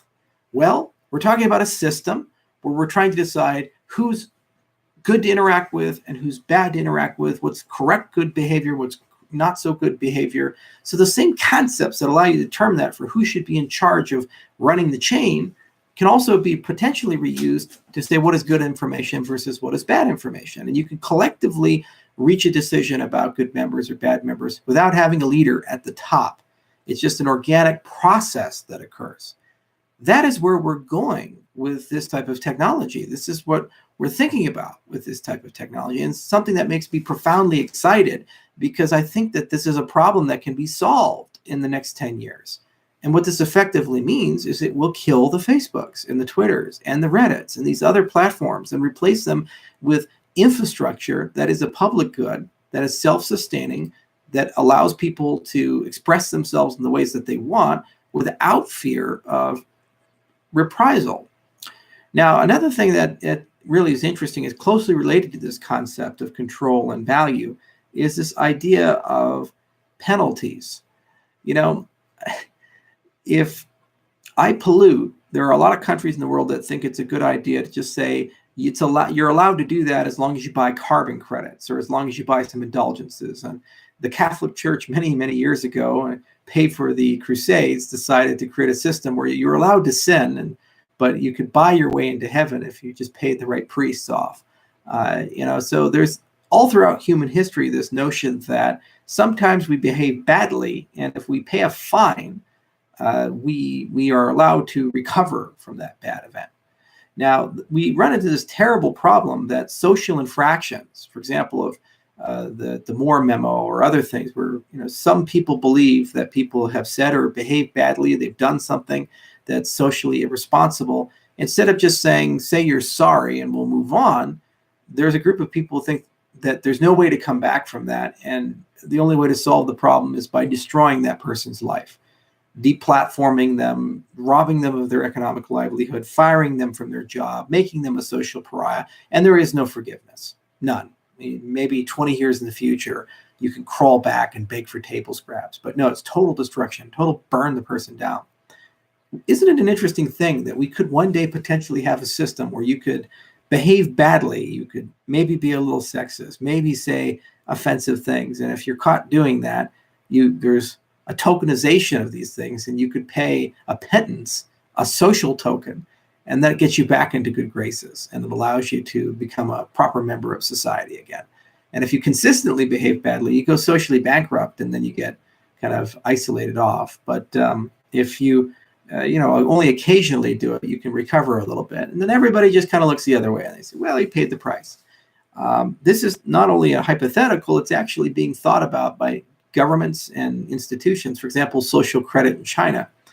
And this carries very profound implications, both negative and positive, for the gamification of human behavior, and for also our ability to say that certain members of society are productive, good members of society.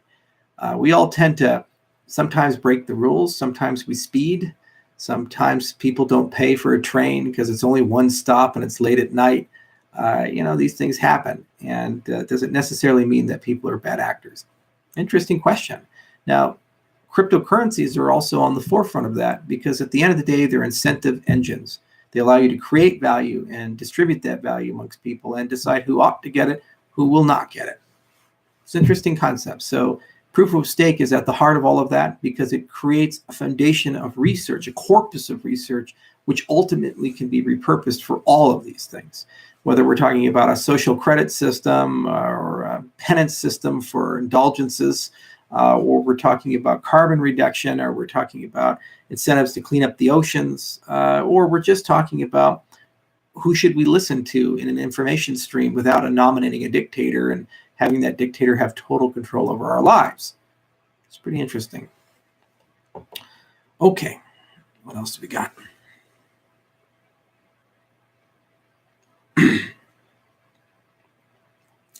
And if you haven't figured out by now, I tend to give people very long answers that go in different directions. Some people truly hate this, and some people really like this. And I like to believe that the people that really hate this have already left the ecosystem, and they are now happy purchasers of EOS and Tron. People hate it when I do that too. Some people like that.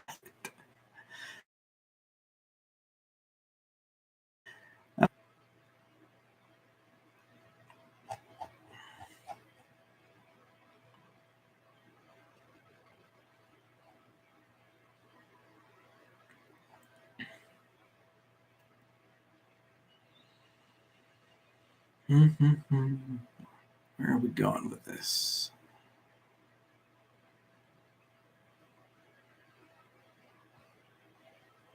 Come on, guys. I'm looking for an interesting question. Something with lots of meat that people find interesting.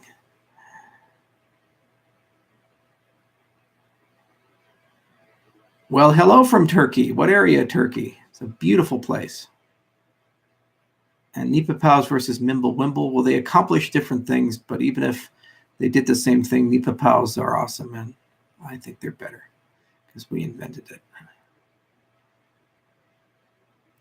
Hi, Charles. Can you speak more about the coffee smart contract case in Ethiopia? Oh, sure. That's going to be a fun one. And what's the end goal? Where do we want to go? Okay, so let's say you go to Starbucks and you have your cup of coffee, and it has and this is 20 years in the future, like far in the future. You always have to start with the end in mind and kind of work your way backwards. Stephen Covey did that in his 7 Habits of Highly Effective People. He said, start with the end in mind. If you die, what will people say at your funeral? Okay, so we have our cup of coffee, and I have my cell phone right here, and I scan the QR code. Now, what just happened? I get some information on my app, and it basically tells me what's the story of that cup of coffee. We don't think about stories with fungible goods and products. When you see one bar of gold versus another bar of gold, you don't particularly care what the story is. It's gold. You have your cup of coffee, it's coffee. But what's happened is, as a society, we've moved to an evolved state and say, look, we live in an algorithm-rich, data-rich environment. And as a consequence, we can now actually talk about where the beans in that coffee came from, and then give that information to the consumer. And what does this mean? It means that you, as the consumer, now have, for the first time ever, the ability to understand if those beans meet your values. And you say, oh, you're just being a liberal flu. Only bearded hipsters from Boulder care about that. Okay, well, what if you find out that those coffee beans were harvested by slaves, people who were actually held at gunpoint and forced to harvest them? Would that be okay? A lot of people say no. What if you find out that those coffee trees come from a region where, to plant those trees and maintain those trees, it caused dozens of indigenous species to go extinct? Giraffes and other things, they just died out because they harvested that farmland. Would you be okay with that? Some people, yes, no. Okay. So the point isn't to say, well, this is good or bad by an entity like a government. The point is rather saying, by tracking these things, you as a consumer get to make some decisions. Now, we're already starting to do that, and we're doing it in a very crude, ham-fisted way, and it's a little dishonesty. Like, for example, organic or vegan friendly, or these types of things. They'll put labels on, and maybe there's regulation, maybe there's not, or non-GMO. That's another thing. The point is that systems are being built today for the purposes of fair trade, carbon reduction, sustainable farming practices, whatever they may be, that will inevitably allow us 20 years in the future to be able to scan that cup of coffee and understand the story behind that product. And the hope is then that you, the consumer, getting that information, can now be a more discriminating consumer. You're already a discriminating consumer when you look at 2 products and one says made in China and the other says made in Japan or made in Germany or made in USA. Just by stereotypes and brand bias, you'll think that the Chinese product probably is inferior to the German product or the Japanese product or the American product. Because you say, well, Chinese goods tend to be mass manufactured and made at a very low cost. So, all things considered, maybe the German product is better. Now, that might not actually be true, but you believe that because of biases and stereotypes you have. When you go to a big data world, instead of going into the aggregate and just believing something because that's your mental model, you actually can go into the particular for the first time ever. Okay, so that's the abstract. Now let's go to the particular. Let's actually talk about what we're doing in Ethiopia. So what we're doing in Ethiopia is we have a 3-part model for how we do government contracting. Part 1 is where we enter a jurisdiction and partner with the ministry. usually science and technology or education, something that has a techie feel to it, because they control the universities that are connected to the universities. Pilots, and hire locals to run those pilots to look at verticals like ag tech, for example. We're very obsessed with that in Ethiopia, coffee. And we'd like train a bunch of people and teach them what is a blockchain, how to be a good programmer, how to use our tech that we're building, and also just how to think around how to build these types of applications. Okay. And they always say yes. They say, you want to train people and hire them and give them nice, high-paying jobs. Oh, yes. No, please don't do that. No, they always say yes. So they say, okay, let's do that. Then we build a class in negotiation with them, and we send out our best and brightest that we have. The best we have can offer. Lars Muñoz, he's a brilliant guy. We send out Paulina as well. She's great. And they go there and they say, we're going to teach these people Haskell or something. And that's a great way of filtering the class. Should they pass it, then we know they're rigorous, they're good candidates, and we hire them. If they can pass, we hire them. So in the moment, we have 23 people, all women in Ethiopia, 19 from Ethiopia, 4 from Uganda. The class is about halfway through, and we see some great, very encouraging progress. And I hope they all pass, but the standard's the standard. We don't discriminate by gender or race or culture. We say this is the standard, and they have to measure up. And if they measure up, we hire them. Okay. Then stage 2, we go into pilot. So you crowd out Ethiopia, and you say, all right, let's look at a particular region where it'd be really cool to build out a supply chain. And what does that mean? It means that we find an area where we can model from start to finish, from the farmer's trees to the donkey that they put those beans on the back, to the washing stations, to all the logistic networks that get it to the central exchanges to sell it. We can model that whole thing out. Then once we model this whole thing out, then we say, how do we identify each person in that chain? Then after we identify each person, what is the metadata about it and what types of transactions? And we might even write a DSL to actually model and describe all of these types of things. Then how do we get information into the system? And then how do we incentivize information to enter the system? And that can be through group loans. Like if you do this, you get money for stumping. That can be that you get higher prices on your beans, and we can subsidize that through many models. It's a complicated affair. But anyway, basically the pilot kind of figures these things out. Then once that model is built, and you'll notice that we have locals who are interfacing with the people. So they understand the culture, they speak the language, but then we also have our engineers working with them as well. So both sides are doing some great things. That pilot then constitutes feasibility analysis to scale this across the entire vertical. So if it works there, we'll try to take it to all 1.5 million coffee farmers. Now, how do we deploy it to them? If we have a sustainable model, we set up a company, a subsidiary, and it's a partially owned subsidiary. We give the government some of the equity, the employees on the ground some of the equity. We might even make it a co-op where we give the farmers some of the equity. So it's owned by the people in addition to us. And we can offset the cost of deploying to all 1.5 million through venture capital, through impact funding, through international grants. So we can go to the government and say, we roll a whole system and you don't pay anything up front. And then every time something enters the supply chain or the supply chain is used, you have to pay a small toll for that, which is affordable. But in aggregate, you're talking about millions and millions and eventually billions of transactions. And that sums up to hundreds of millions of dollars of revenue with something that'll eventually run the entire market. So it becomes a hyper profitable, franchisable, white labelable piece of infrastructure that I can take and put across the entire vertical in different countries. Now, what else have we done?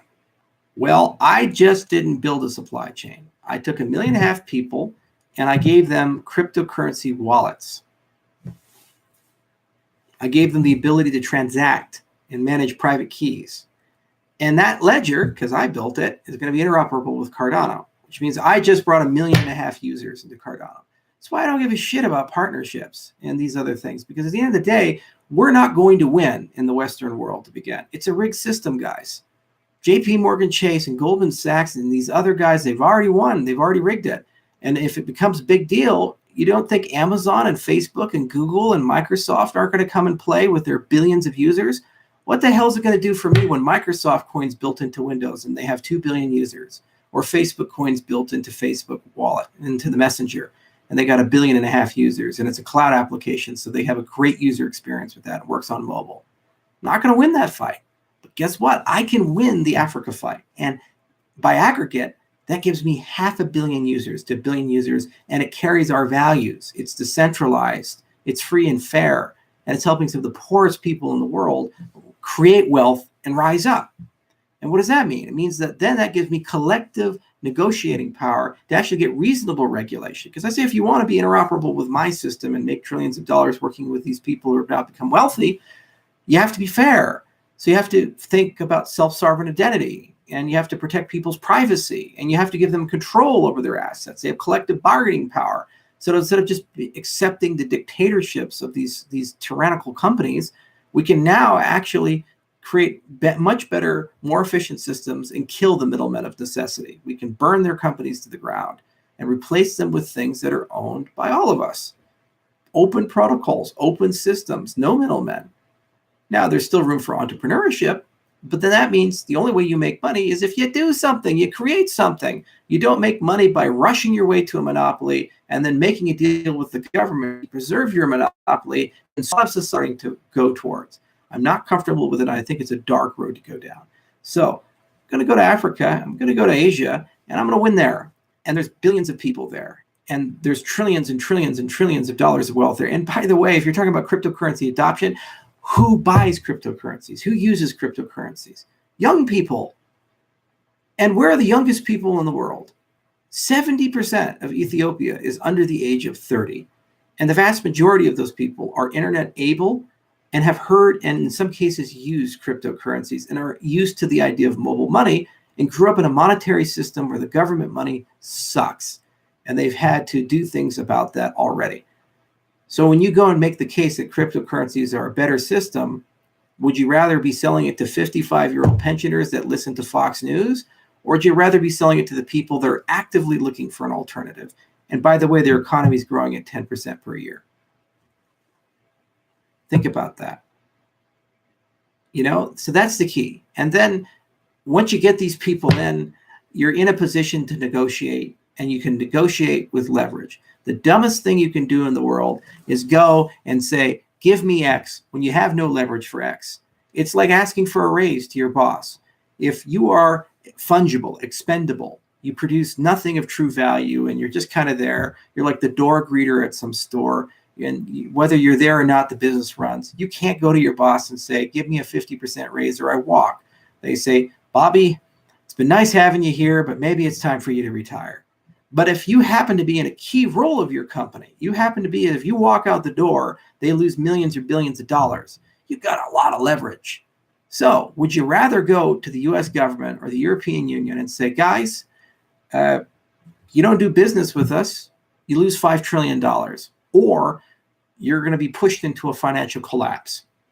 So let's talk about how we're going to do business in a fair way for the world.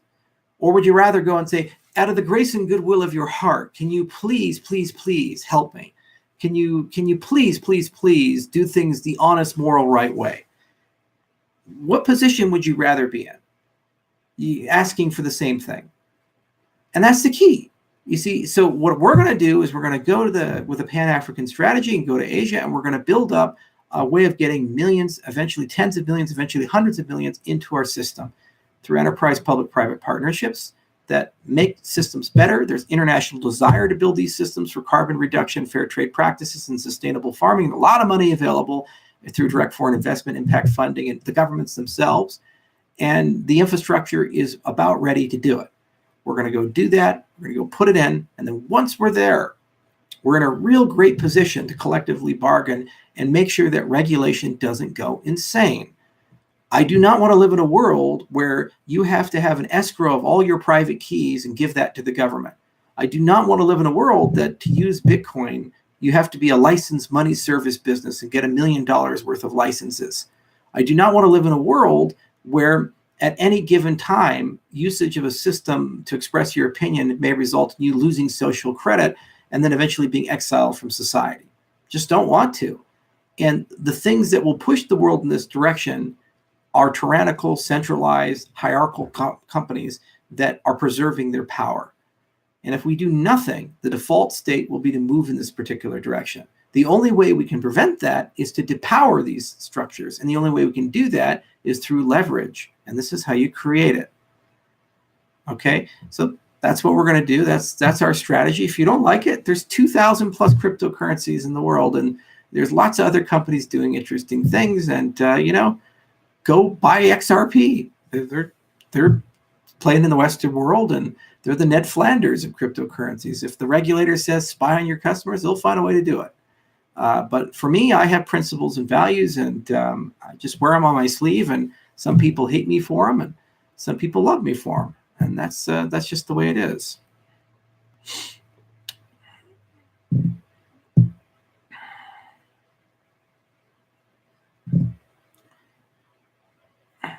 Craig Wright. I've got more money than your African country. I ever tell you guys the story of that? I was in Rwanda, and I knew that somebody from his company was going to speak on a panel that I was on, but he wasn't on the agenda, so I didn't know he was there.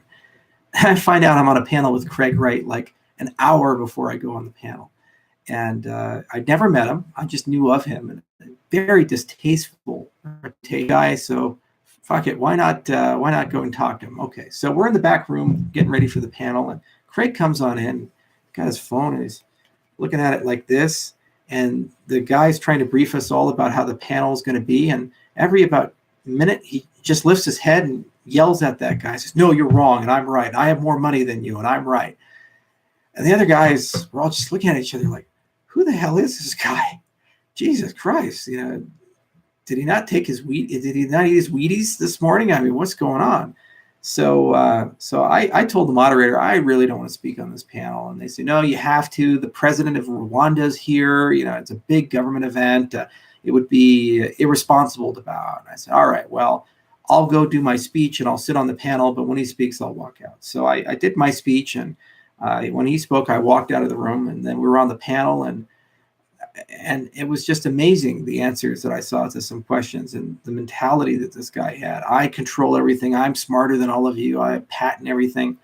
The good news about the cryptocurrency space is that over time, over the years, not necessarily the days or weeks, we seem to be pretty good at eventually exposing and riding out these types of people and increasingly isolating them. And I hope that that's what happens in his particular case.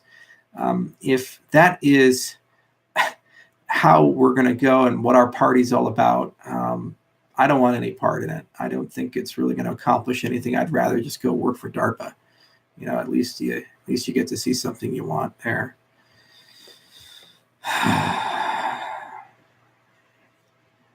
Okay, let's see what else we got here. Sorry for the tangent, but I just really do not like that guy. And I'm sure he doesn't like me. I ran into him in Yokohama, and he gave me a pretty big scowl. And he says I'm a scam artist. But, Dan says that too. And I'm going to F Denver tomorrow, so we'll see what they say. There's thousands of Ethereum people, and I'll kind of walk in, and we'll see if these keyboard warriors will say to my face what they tell me over Twitter.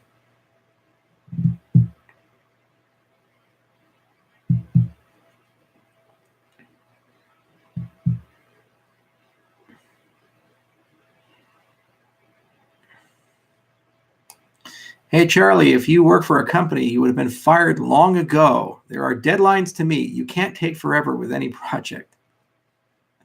Let's talk about deadline. We get criticized all the time for that. This is going to be fun. Y'all ready for another Charles rant? Everybody fired up for that? Here's the thing. Let's talk about the Microsoft HoloLens, and let's talk about Natal and research. If you came to me and you said, "Hey, I got a great idea for a product.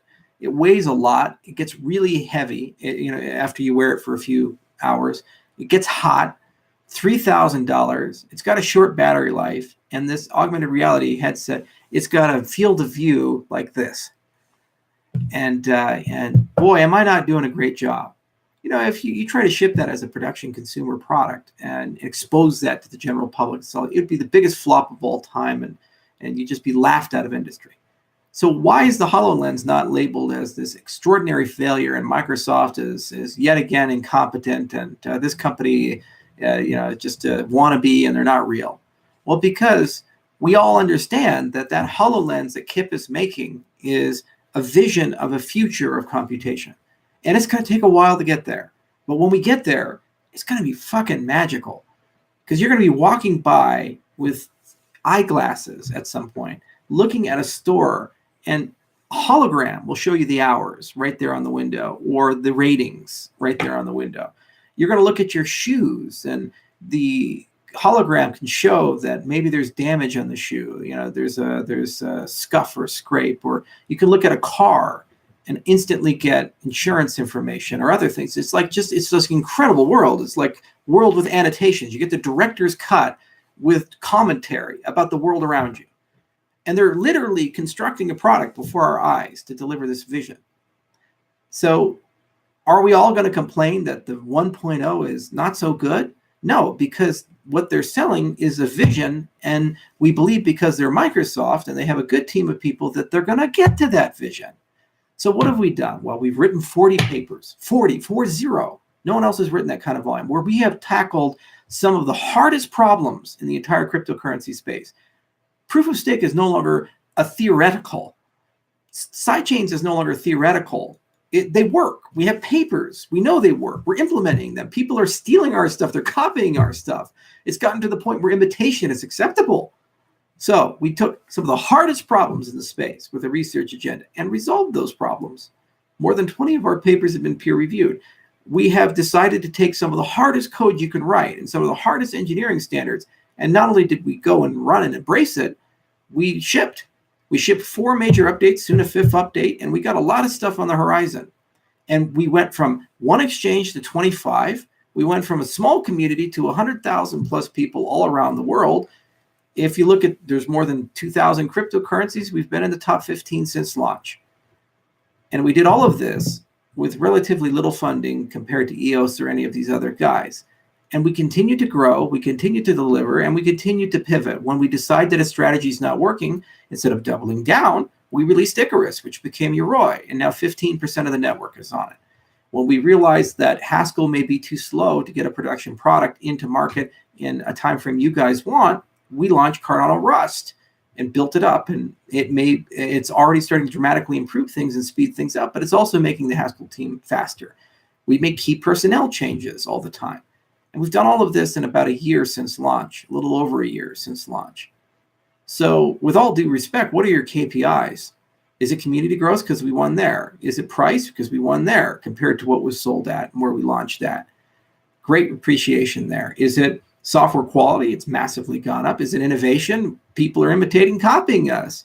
We're the world leader in cryptocurrency research. We did this from nothing, so we're winning there. Is it my personality? Maybe, I don't know. Yeah, I'm kind of a dick. Deal with it. You know, you have to be to run a multinational company in 16 countries with 160 people with a hyper-competitive marketplace where many of your competitors just lie. I had to deal with BitConnect lying. We had to deal with people lying to regulators. We had to deal with the damn crypto surge in 2017, where we went on Bloomberg and said, guys, people are going to lose all their damn money because this is a bubble. We're still here. Consensus is firing half their damn company. We're still here. We're still hiring. We're still growing. And we've been able to pivot multiple times without throwing the company away. So fire me away. I'm doing fine, man. My life is great. How's yours? And by the way, Cardano is awesome. And, I love our community. I love the technology we're working on. And I love the fact that we're able to keep our principles. And I love the fact that we're able to work at a increasingly more elegant pace. There are not many places in the world where you can, with a straight face, say we're going to do model checking and property testing and write formal specifications in LaTeX and write software in Haskell, yet make that a consumer product that will eventually work on a cell phone. They'll say, but we have no pathway to WebAssembly or JavaScript. Fine, we'll build the tools for it. No one does that. Even multinational big companies, they don't get that crazy. But we're doing it. We're doing it in real time. We're doing it quickly. And we're doing it with a decentralized company where I don't see my people every day. You know what? I have to trust my employees to come and do their 8 hours. Yet they do. In a lot of cases, 8 to 16.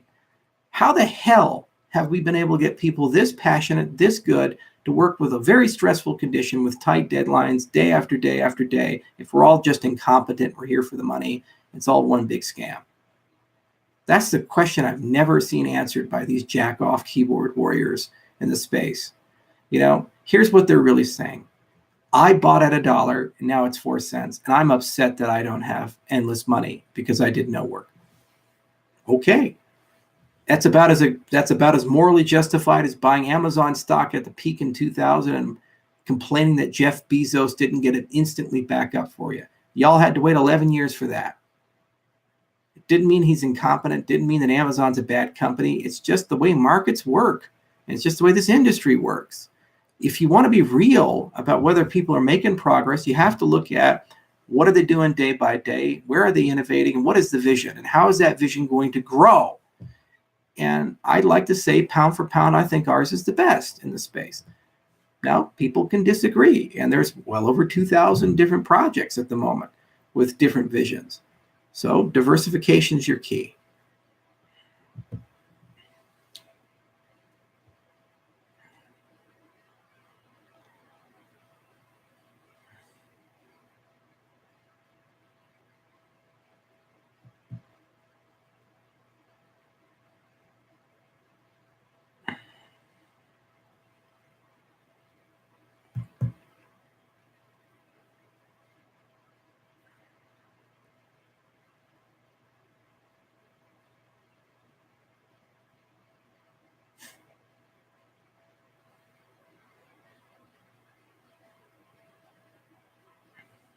As long as we can disable adverts on the HoloLens. Oh God, that is really dystopian.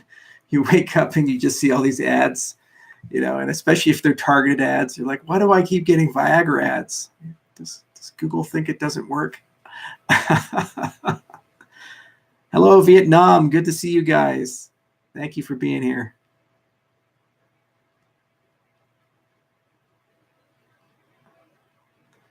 I love Vietnam. It's a great country. Every time I go to Ho Chi Minh, I just have so much fun.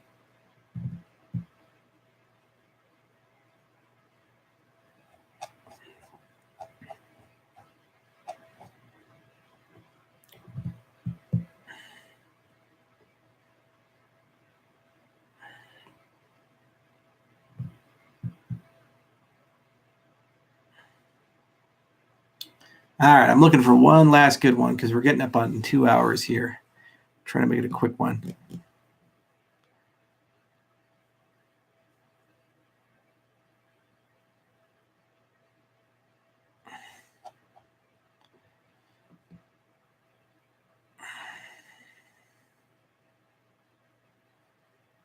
Will IOHK consider making a decentralized exchange? I honestly think what Kyber is doing, or any of these decentralized DEXs using cross-chain swaps, probably the way to do it, because cross-chain swaps are good enough to move value.